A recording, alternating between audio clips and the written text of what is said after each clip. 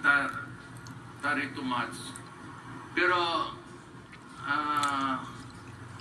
nanalo ako dito. Sa lahat ng OFW, nag-landslide ako.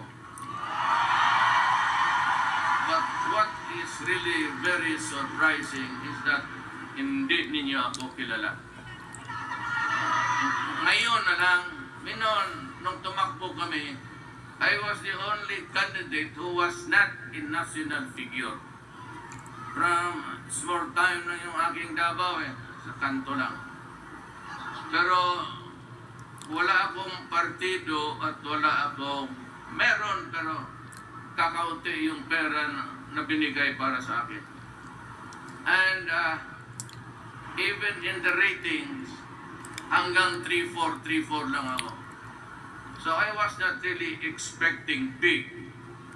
But somehow the possibility of winning was there. But it was not really as clear as to anybody else. With so little money, ang may aeroplano kung kaya kong rentahan, nakakrush pa kami paminsan-minsan kasi nga wala man akong pera. But it was only after yung nagtaas na ang rating ko, yung pera dumating. So I was able to carry on a credible campaign. Now, let me ask you, bakit ninyo ako binuha? Wala naman akong track record. Dahil wala akong masyadong promises. Kasi sa debates, sa presidential debates, kung nakita ninyo, binibigyan lang kami ng 1 oras at kalahati, 1 minuto at kalahati. Sabi ko, anong isasabi ko sa ganung? So, everybody was talking. Ako sabi ko, ito lang ang mapangako ko at gagawin ko talaga. I will stop corruption in government.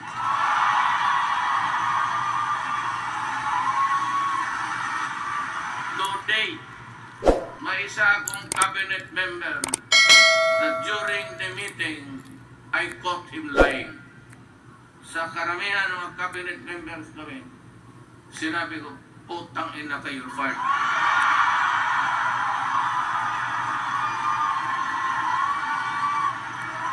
Kung umalis ka. Tapos yung isang agency, tinitignan ko kasi ano ang early game, because yung mga agencies na may 150 billion, akala nila hindi ko binabantayan yan. So lahat ng transaction, alam ko, at during may isang meeting sa mga regional directors, sinabi ko sa kanila, anong nangyari? Putang ina, sabihin ninyo kung anong nangyari. Kaya, right there and then, sinabi ko sa aide ko, you call him, kasi Sabado, he has 2 days to submit his resignation. Ang masakit lang sa akin, he was with me since 1988 when I became mayor ng Davao City. I've been the mayor for 23 years. Then a congressman, then mayor, na vice mayor ako ng anak ko. Yung si Inday, yung nununtok ng sheriff. Dito yun. Sabi ko, well, unless you run for mayor, ayaw niya. I will not run for president. Hindi ko maiwan ang Davao. Sayang. So, last minute, pumayag siya. So, last minute rin ako nag-file ng certificate of candidacy. In my speech, I said, corruption must stop. Alam mo kung bakit hanggang ngayon pobre tayo? Corruption. Kasi kung ang pera lang ng gobyerno dadating talaga doon sa irrigation, sa mga hindi naman siguro talagang, but we would have been comfortable by this time. Ang problema, ang naghihila sa atin ang korupsyon. But you know, alam mo kung ano, ang sekreto sa korupsyon? Nandyan sa inyo. Nandyan sa mga kapatid ninyo. Dyan, tawagan ninyo sa Pilipinas. But alam na nila yan. You know, ang Pilipino kasi is not assertive. Okay lang kung sa ibang bansa because we do not make our rules extend beyond our border. Kung sabihin mo lang na kung sinong makahinto ng corruption, kayo lang. Sabihin mo lang kung sino magputang inang yan.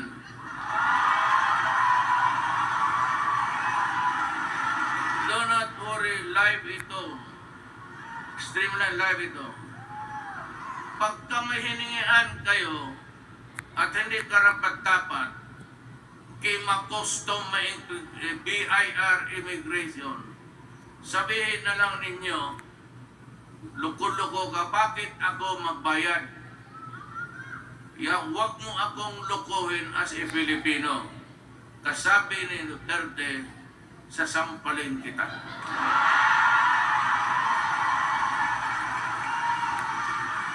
At kung madimanda ka, malaman ko, anong dahilan sa pag-away? Kinukuliktahan kami, birth certificate, statistics, kung sa overseas. Kaya nga pala, ang overseas, mayroon na kayong, in a few months, you will have a department of OFW only. Sinabi ko kay Bebot, nandito yun, iwan ko ba? Yung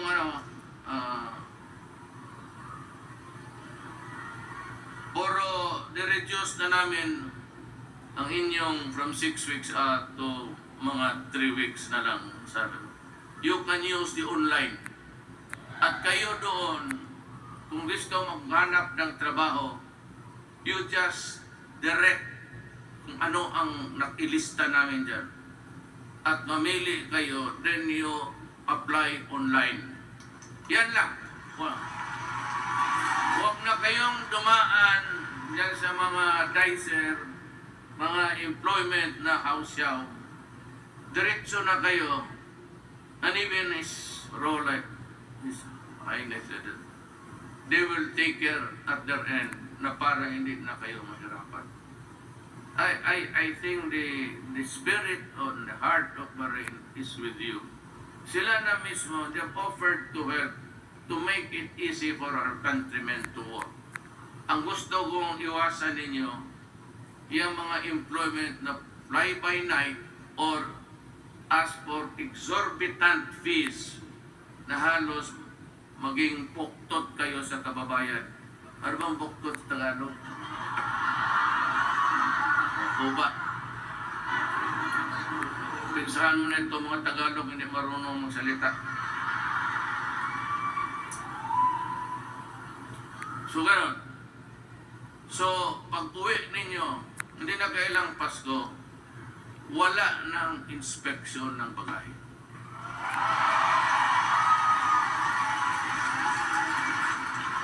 At sa gayang sa immigration, they are not allowed to detain you or ask more than the usual question. Pinagbawal ko na yan.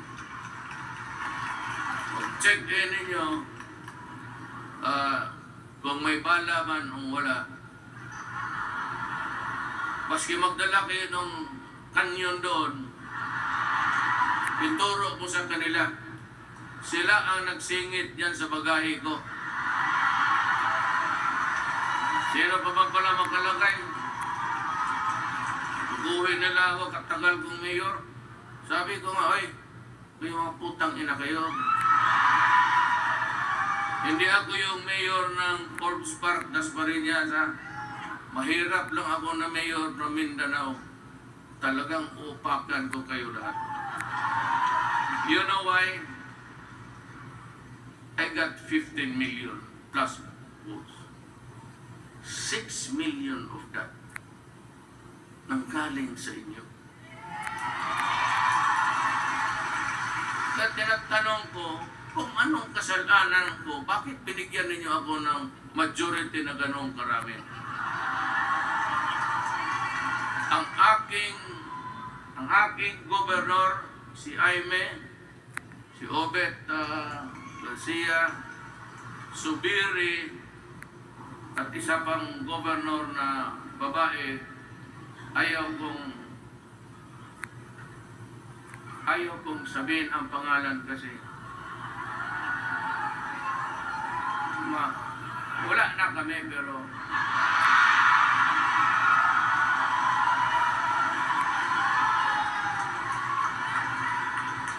kayong sila taga Butuan dito, pati taga Agusan, alam ninyo, kayo na lang ang magsabi kasi maski panggiting ko lang pangalan niya talagang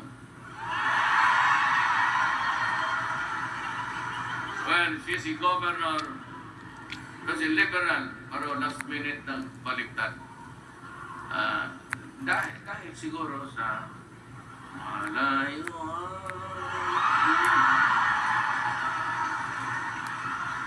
So yun lang. Wala akong congressman, wala akong municipal mayor, wala akong barangay. And yet 6 million. Pero talagang ako dito sa labas ng OFW. Kasi alam ko gusto ninyo mahintop na talaga yung corruption. Para angat ang bayan natin. And maybe the next generation can really come home. I promise to improve the economy. So mawala yung corruption. Be assertive. When you go home, paski anong regulatory body, BIR, customs, o yung city hall, magkuha kayo ng permit. Sabihin mo lang. No, alam mo, sabihin mo, huwag mo kami, do not.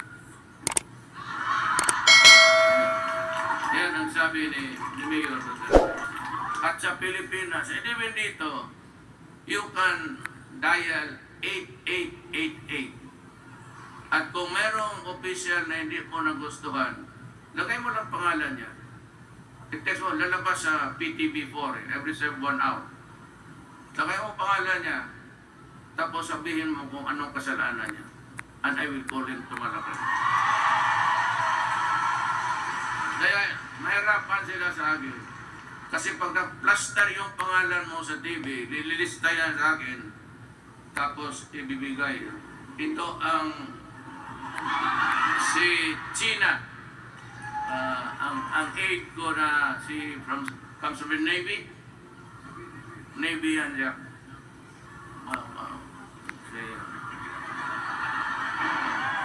She's ganon lang yan guys. She graduated from Annapolis, United States.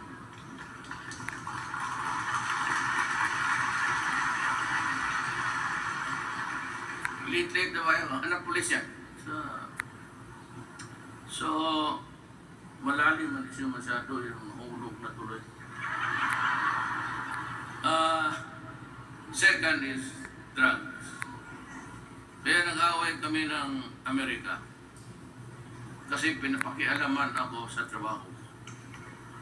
At gusto pa ako ng mga gago ipakulong. Ako na yung gusto mawala yung scores sa bayan ko. Ako pa pinapakulong ng mga buang na to. And because of that, ako siguro narinig ninyo, pinura ko talaga. Sabi ko, first time nakapag-address ako ng menos. So, you can go to hell. Wala kayong respeto. Makikialam sa historical na yan. Maski sa kung ano lang ang gusto nila.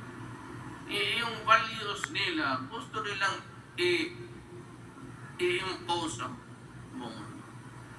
And even dyan sa same-sex marriage, pinupersa nila, bigyan ka ng aid, it's a convoluted thing. At itong iyo, isa rin mga gagong put.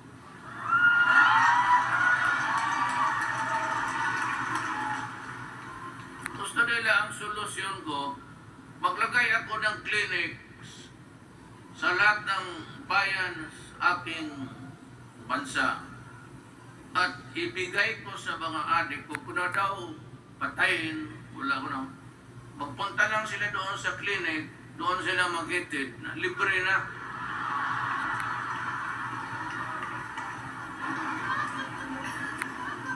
Yung mga ridiculous same-sex marriage.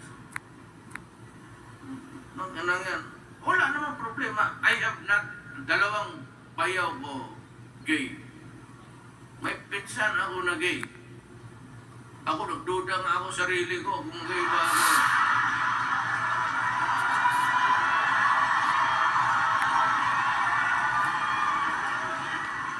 Want to come up with something na allowing it. The law says, the civil code says, a marriage, yung family relations natin, sa libro, in the statute, a marriage is between a woman and a man. Bakit ko pipilitin? Ngayon, kung dalawang gay, pwede mag-live together lang sila. Bakit ito? Pakialaman pa yung batas. Yan ang mga ano nila na katarantaduhan nga. You know, the previous one was really a libertarian kuno, but deep down, he had a very severe inferiority complex. Hindi niya malaman kung saan niya ilagay yung ideas. You know, madam, well, I'd like to address to all nations that I'm here to greet you, and so I was very happy to. Just the same, I've been proposing so many stupid things, and we'd like to interfere in all the affairs of government. You know, ganon.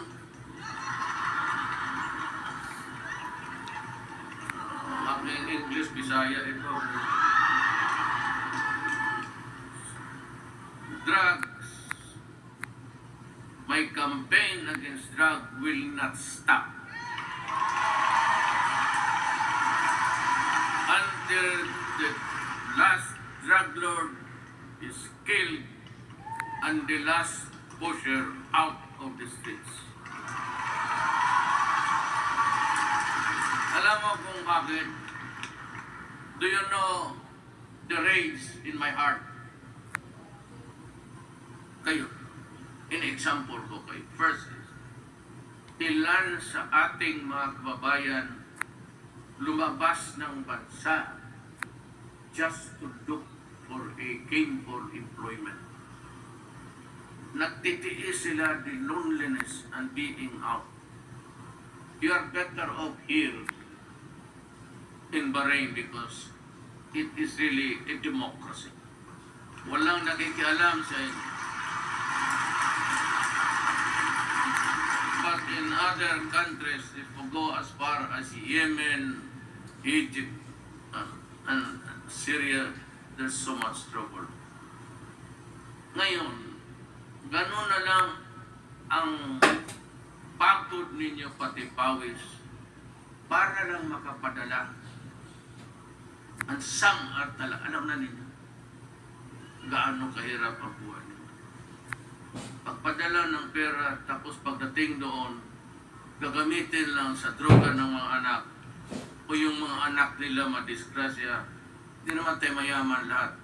Papadala ka, they continue to commute in public conveyances.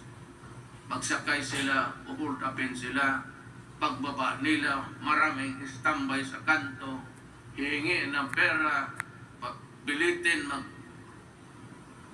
Kaya nung mayor ako, ang Davao maganda, sinabi ko kasi, do not destroy my city. Do not destroy the lives of our young people. They will be our tomorrow. Kasi kami mahirap lang.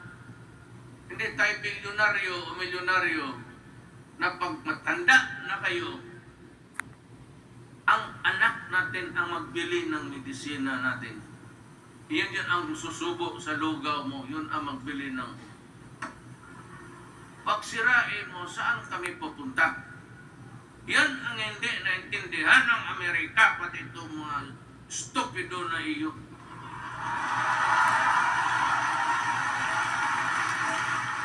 Who will take care of us? When you are young, when you are old, when you cannot work together, and you are sick, and you are 85 years old, At saka yung mga anong makukuha ninyo, makabili kayo ng bahay, you are forced to mortgage just to buy the medicine for your mother and father.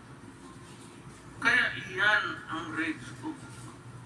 Sa kahirap ng buhay na trabaho palagi, tapos ganunin ninyo ang Pilipino. Hindi nila naintindihan, we have 4 million drug addicts. At I really do not know how many of them are out of their minds already. Because long-term use of shabu shrinks the brain of it. Maswerte ito mga Amerikanong buwang. Kasi ang kanila, heroin, it's a poppy, it grows well, organic, cocaine. Itong ating, it's a deadly mixture of chemicals.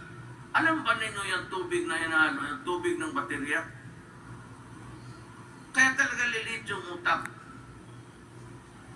Pagka dito, out of the 4 million now, how many are still good for rehabilitation? Because your brain is shrunk, there's no more redemption. Kaya ako talaga, sabi ko, do not destroy it because I will kill you. When I became president, I said the same. Do not destroy my country and do not destroy the youth of the land. They are our tomorrow. Pag sinira mo sila, papatayin talaga. Talagang yayari kita. Ngayon, mga investigador pumunta. Sabi nila, marami na akong pinatay. Sino ang patay niya? Nakita mo ba ako kami? Wala. Pero marami nang patay. Sinabi, kill you. Putang ina ka, hindi ka nakikinig. I will kill you. Sa awa ng Diyos, wala pa akong pinatay na isa.